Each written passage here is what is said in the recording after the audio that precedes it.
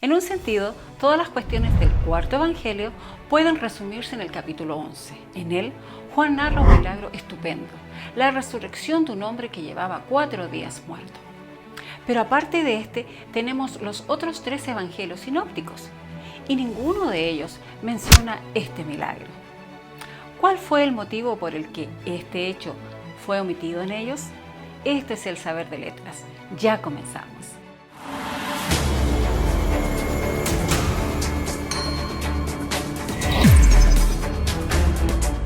Este hecho ocurrió en unas circunstancias que permitieron que se hiciera mucha publicidad de aquel suceso y de todo esto en Betania, que era una ciudad pequeña a tan solo 3 kilómetros de Jerusalén. Algunos de los judíos fueron testigos del milagro y estos les explicaron a los fariseos lo que había pasado. A raíz de este incidente, los principales sacerdotes y los fariseos discutían sobre cómo destruir a Jesús, lo que dio origen a la serie de sucesos que llevarían a Jesús a la muerte. Todo lo dicho hasta ahora estaba bien claro. Lo normal sería que los críticos se quedaran helados ante la idea de que un hombre fuera resucitado. Pero si este fuera el único evangelio que tuviéramos, es probable que el debate se hubiera centrado en el tipo de sucesos que nos encontramos en este relato. Sin embargo, tenemos los 3 evangelios sinópticos y ninguno de ellos menciona este milagro. Se dice en muchas ocasiones que los sinópticos no tienen por qué incluir las cosas que Juan recoge. Los 3 primeros evangelistas ya tenían bastante material. Además, no tenían por qué conocer toda la información que el cuarto evangelista tuvo a su disposición. Pero la resurrección de Lázaro es un caso aparte. Juan dice que se hizo mucha publicidad de este milagro, que las noticias corrieron muy rápidamente, por lo que resulta extraño pensar que los evangelistas sinópticos no tuvieran conocimiento de él. Y si lo conocían y habían tenido las consecuencias que Juan comenta, ¿por qué lo omitieron?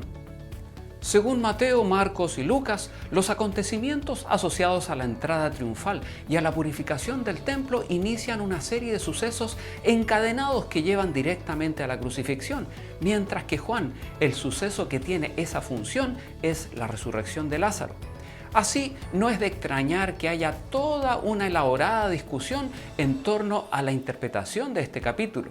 De entre los que no creen que este relato sea histórico, algunos han sugerido que está inspirado en algunas historias de Lucas.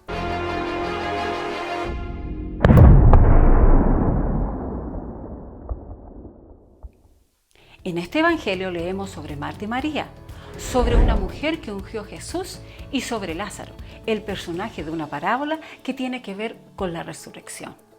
Pero por un lado, no es muy lógico pensar que todos estos detalles se unieron para dar forma a nuestro relato, y por otro, es una falacia suponer que Juan no tenía ninguna información fuera de lo que se narra en los sinópticos. Otros creen que no es más que una ilustración de las palabras «Yo soy la resurrección y la vida».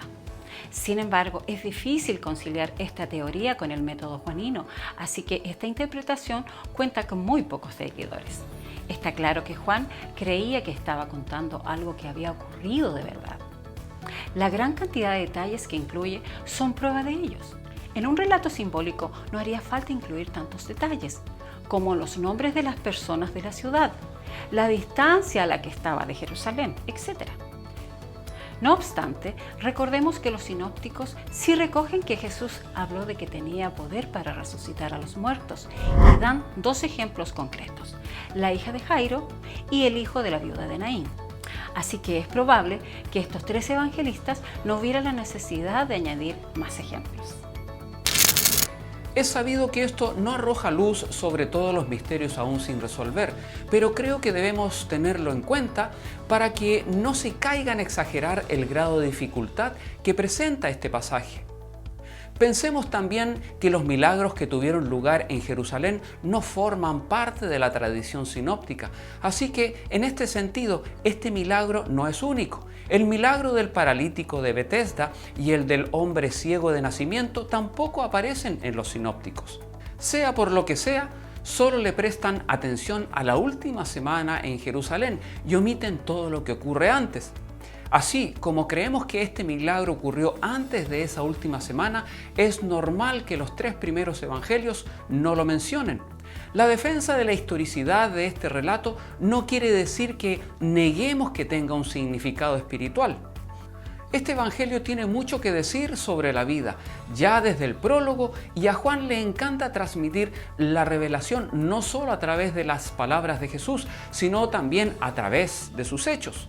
No hay duda alguna que le da a este relato un significado espiritual y además lo coloca en un punto climático del ministerio de Jesús.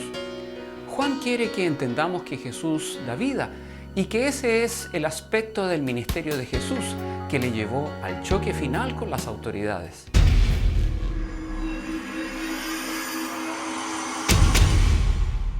Esa ha sido nuestra entrega de hoy.